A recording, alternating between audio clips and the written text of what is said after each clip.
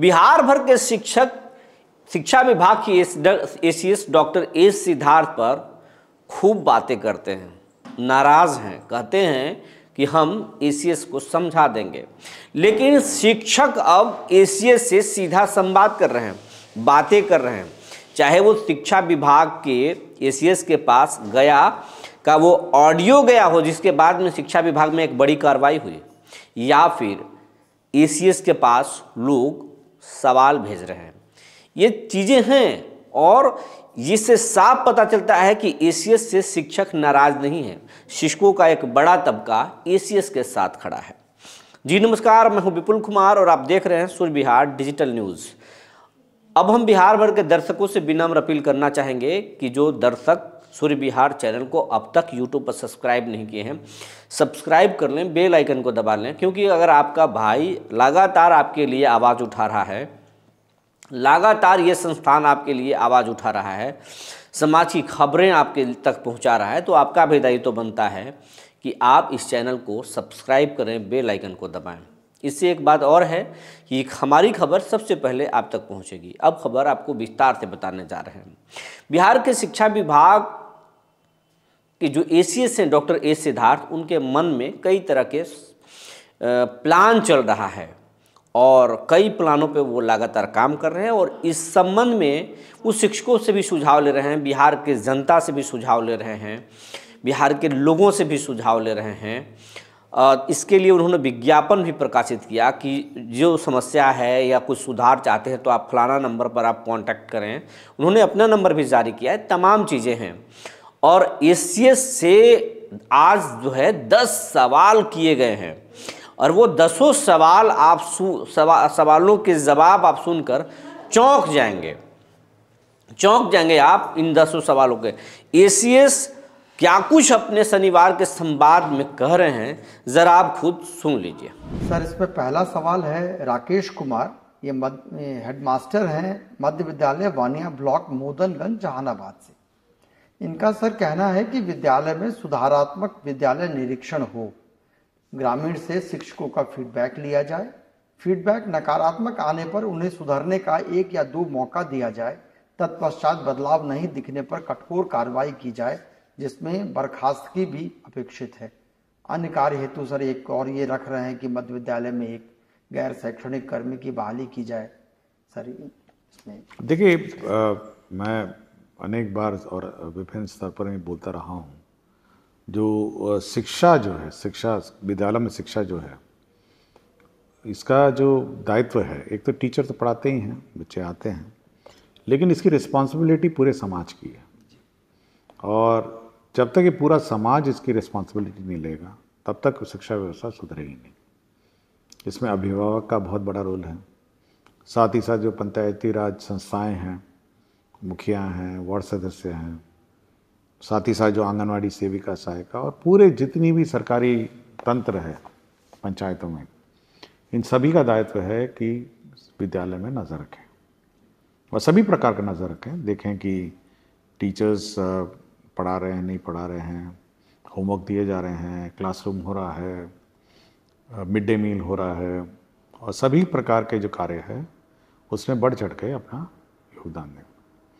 लेकिन अगर सब लोग ये सोच लेंगे कि नहीं, ये टीचर का ही काम है और हम तो हमारा काम नहीं है, तब इसके में सुधार बहुत ही कठिन होगा।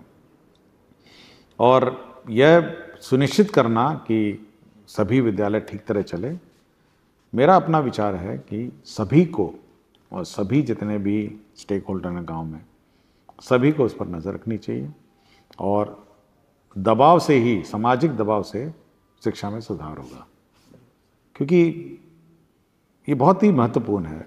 आज मैं देख रहा था, एक जगह मैं सुबह सुबह खड़ा होकर चाय पी रहा था, तो देखा एक छोटा सा लड़का वहाँ पे चाय की दुकान पे काम कर रहा था। तो मैंने ऐसे ही पूछा कि आप स्कूल नहीं जाते हैं? तो उसने यही कहा कि विद्यालय में खर्चा लगता था, पैसे लगते थे, इसलिए मैं इस विद्यालय छोड़ दिया। और मैंने पूछा पिताजी, तो पिताजी झारखंड में कहाँ मजदूरी करते हैं, पत्थर तोड़ते हैं, पत्थर तोड़ने वाले मजदूर हैं, और मुझे यहाँ पे चाय की दुकान में भेज दिया है और मेरे ख्याल से उसको करीब, मैंने पूछा भी तो 4,500 रुपये उसको महीने का उसका पेमेंट है। तो देखिए गांव बहुत छोटा सा यूनिट है और गांव में सब लोग जानते हैं कि फलाना का बेटा बेटी क्या करता है और सबको ये बात पता होगी कि बच्चा है वो चाय का दुकान में पटना में काम कर रहा है या, तो ये समाज का ये दबाव है और समाज का दायित्व है कि यह देखें कि हर बच्चा उनके गांव का स्कूल में जाए, कोई इधर उधर मटरगश्ती ना करे, गांव में इधर उधर घूमे नहीं, और सब लोग मिलके विद्यालय का संचालन करें और शैक्षणिक व्यवस्था में सुधार करें। जी सर, थैंक यू सर। एक सर कुमार हर्ष हैं, हाई स्कूल गया से हैं। इनका कहना है कि हर एक प्रखंड में बेहतर है कि एक या दो मॉडल विद्यालय बना सकते हैं जहां बच्चों का नामांकन प्रतियोगिता के आधार पर हो।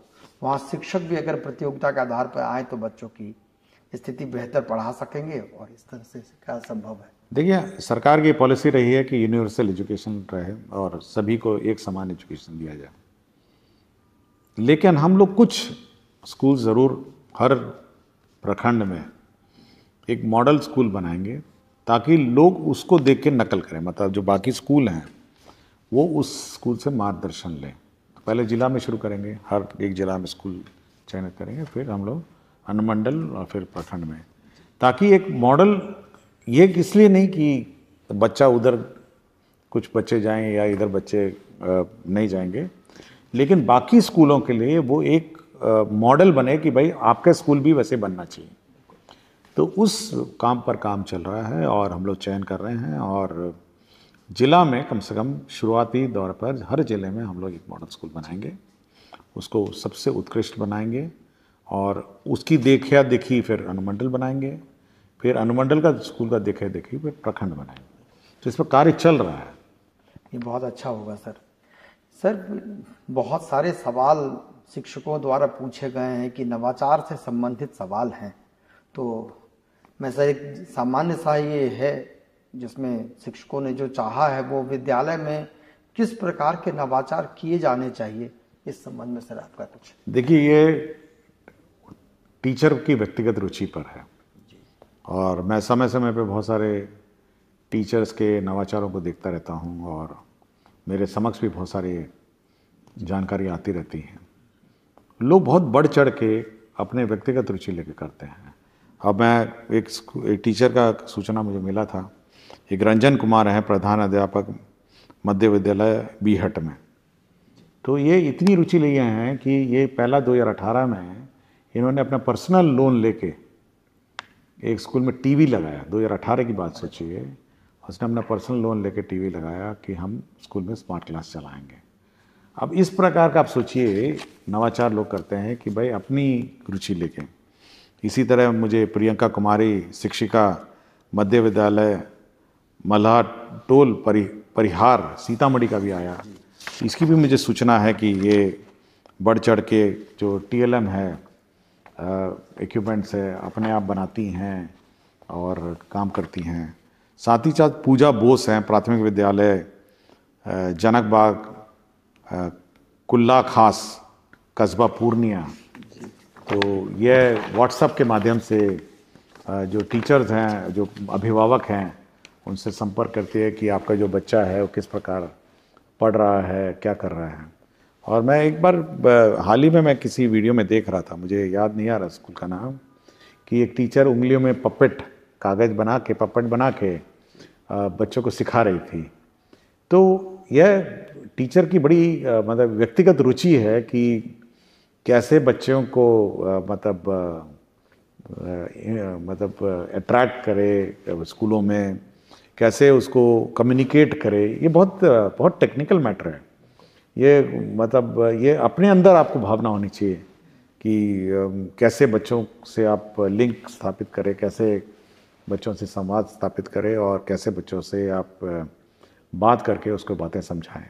तो बहुत सारे स्कूल्स हैं और बहुत सारे वीडियोज़ हैं और हम कोशिश करेंगे जो शिक्षा विभाग का जो मेन वेबसाइट है उस पर ये सारे नवाचार वाले वीडियो जो हैं थोड़े थोड़े जो आ रहे हैं उसको लोड करें और एक्नॉलेज करें कि टीचर की जो मेहनत है वो मतलब व्यर्थ नहीं जाएगी और बच्चों में इन्वेस्ट होगी।